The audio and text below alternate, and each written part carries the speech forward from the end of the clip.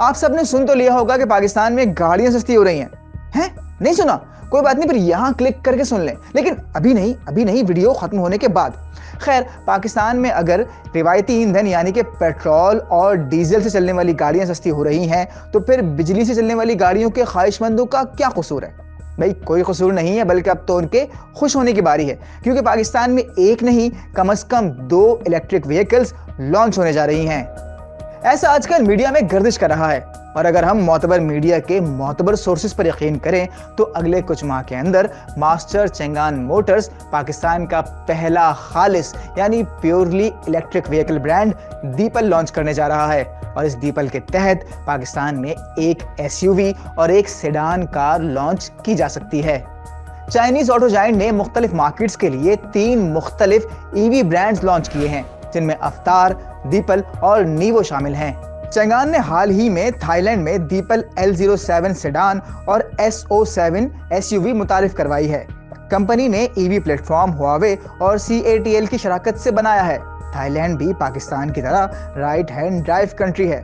दोनों गाड़ियों में 66.8 किलोवाट आवर की लिथियम बैटरी नस्ब है, जिससे S7 एसयूवी 485 और L7 सेडान तकरीबन 540 किलोमीटर तक का फासला तय कर सकती है। दोनों गाड़ियां type 2 connection AC charging support करती हैं, जबकि DC चार्जिंग के लिए CCS2 कनेक्शन दरकार होगा। एसयूवी की ग्राउंड क्लियरेंस 165 mm है और इसमें 20 इंच के अलॉय रिम्स लगे हुए हैं।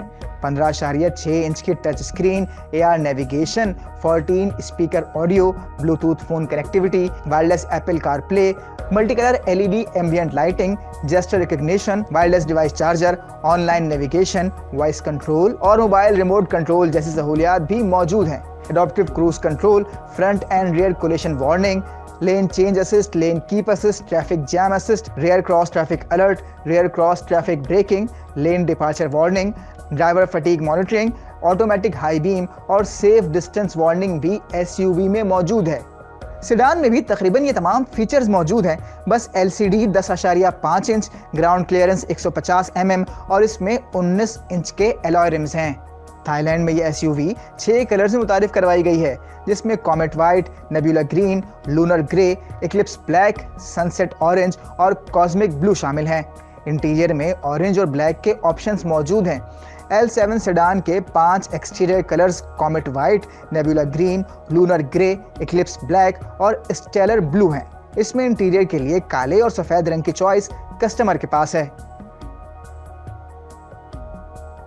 पाकिस्तान में इन इलेक्ट्रिक व्हीकल्स की कीमत क्या होगी, इस बारे में कुछ भी कहना इस वक्त नामुमकिन है। हाँ, लेकिन एक बात तो तय है कि इनकी कीमत किसी तौर कम नहीं होगी।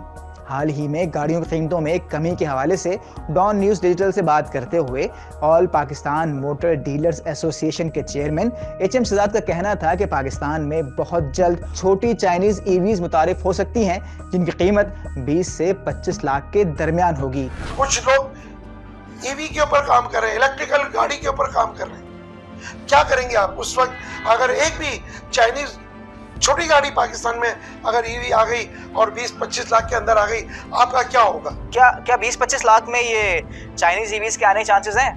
बहुत बड़े चांसेस हैं। शायद 25 लाख के अंदर और 20 लाख के करीब आपको ये गाड़ी मिलेगी। वैसे हाल ही में वजीर मनसूबाबंदी एहसन इकबाल ने चीन को इलेक्ट्रिक कार्स की मैन्युफैक्चरिंग के लिए पाकिस्तान के साथ ताउन की दावत भी दी है। दौरे चीन के दौरान एहसन इकबाल ने चीन के ताउन से इलेक्ट्रिक व्हीकल्स की तैयारी के लिए इंडस्ट्रियल जोन्स के क़याम के पाकिस्तान के अज़्म पर जोर दिया और प्रोडक्शन कॉस्ट कम करने के लिए पाकिस्तान के मुसाबिकती फ़ायदे और रोज़गार के मौके पैदा करने का हवाला दिया था। मज़ीद न्यूज़ अपडेट्स और डिजिटल स्टोरीज के लिए सब्सक्राइब करें डॉन न्यूज़ पाकिस्तान।